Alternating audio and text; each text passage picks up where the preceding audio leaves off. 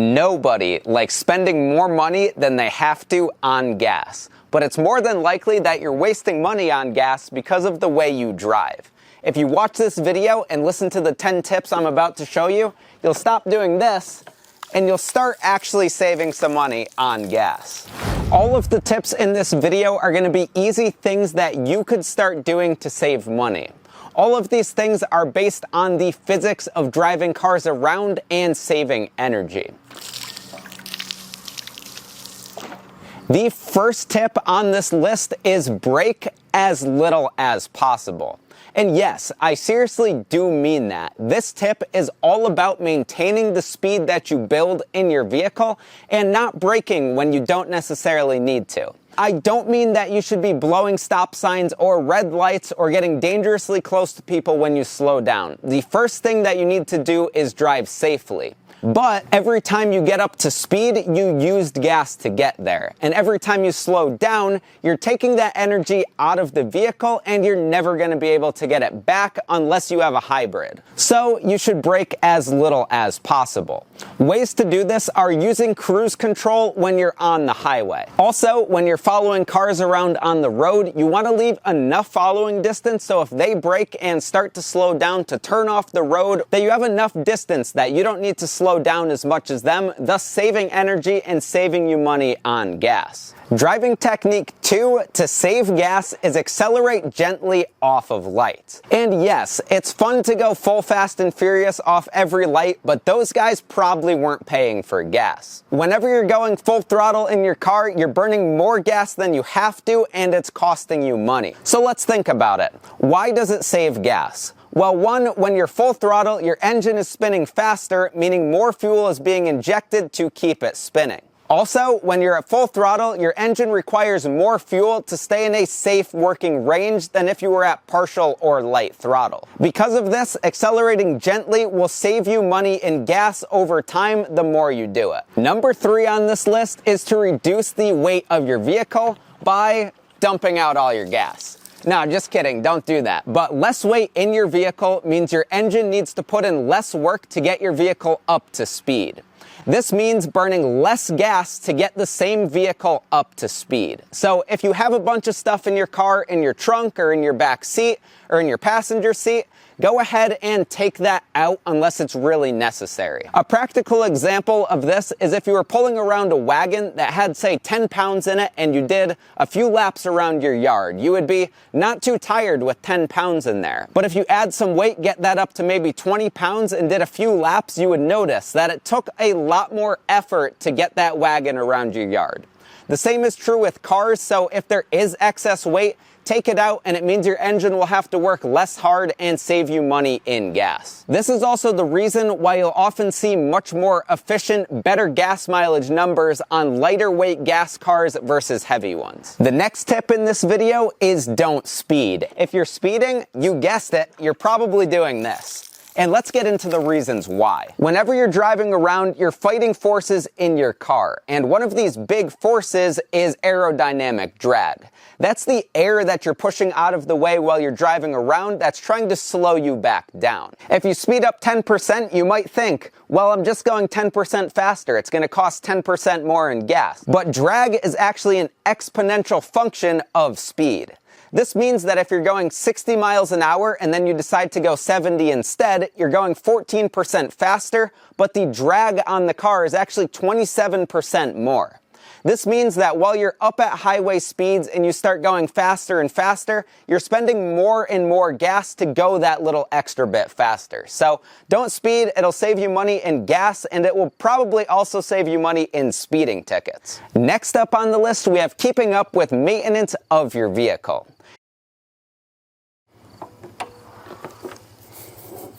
Yep, still in there.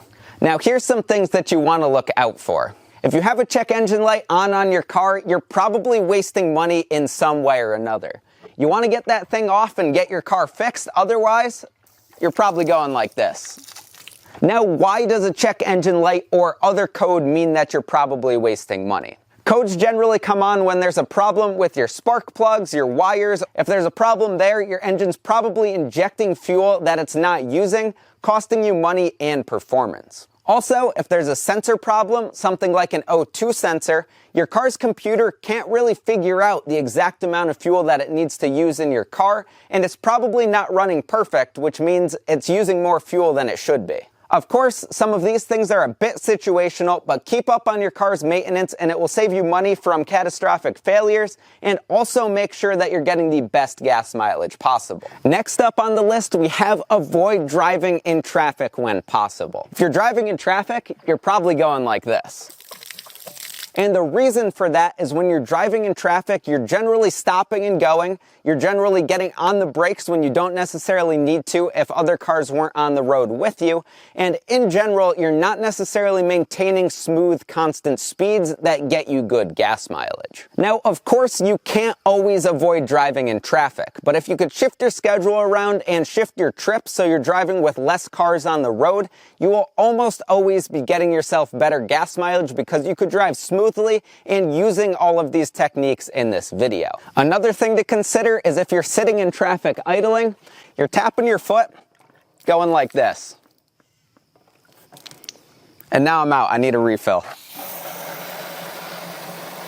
The next one on the list is to not put it in neutral while you're rolling up to a stop or when you're going down a big enough hill. Of course, this mostly pertains to people who drive manuals, but if you drive an automatic and you're putting it in neutral while you go up to a light, you're going like this. The reason for this is when your car is in neutral, you're basically idling while you're moving, so you are still burning gas. When you have the car in gear and you're not on the throttle, the momentum from the car is generally what's driving the engine and keeping it spinning. While this is happening and you're rolling in gear, your car is not injecting fuel, which means it's not costing you anything to roll to a stop. Also, whenever you see a stop sign or a stop light that just turned red, you should lift right off the gas and coast up to it in gear. If you're accelerating up to a light or to a stop sign, you're going ahead and you're going like this. Tip number 8 is to check your tire pressures. If your tire pressures are too low, you might as well be going like this. Because a lower tire pressure than you're supposed to be running means worse gas mileage. And you're probably wondering why. And what it comes down to is rolling resistance of a tire. Whenever a tire is sitting on the ground, it has a contact patch against the road. And with lower pressure, that contact patch gets bigger and the tire is deforming more as it rotates. This means that you're overcoming that deformation of your tire with every single second that you're driving. And guess what? If you're spending that energy deforming your tire rather than putting it into the vehicle and helping you go down the road, you're spending extra gas to drive and you're getting worse gas mileage. To check your tire pressure, all you need is a tire pressure gauge. You could remove your valve stem cap right here, check your tire pressure and make sure it's what it should be. And another thing is, even though it's tempting, don't overinflate your tires because then you could cause premature wear to the tires and cause your vehicle to handle bad and potentially lead to bad things. One little bonus tip here on this list is if you're not subscribed to the channel and you subscribe and you hit the like button, there's a chance that instead of going like this, you go like this. The last one on this list is to avoid unnecessary modification that will rob you of gas mileage. And you're probably looking at this thing and thinking you have a lot of unnecessary modifications on there that are robbing you of gas mileage. And yes, that probably is true, but to me, cars are super fun. I have this car and a Turbo Miata, and I drive them for fun.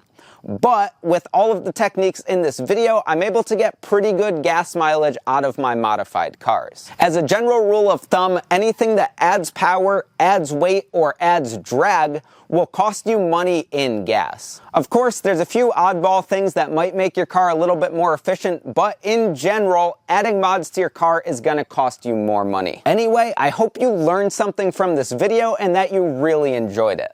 All of these tips are little things that when you do all of them really add up and help you save money long term on gas. Of course, this isn't going to make your giant pickup truck get 90 miles per gallon or anything like that, but it will allow you to get incrementally better gas mileage that saves you money long term. With all of that, don't forget to like this video if you've enjoyed it, subscribe for more, and I hope you stick around for the next one. Now go out there and save some money. What if they made a car that runs on water?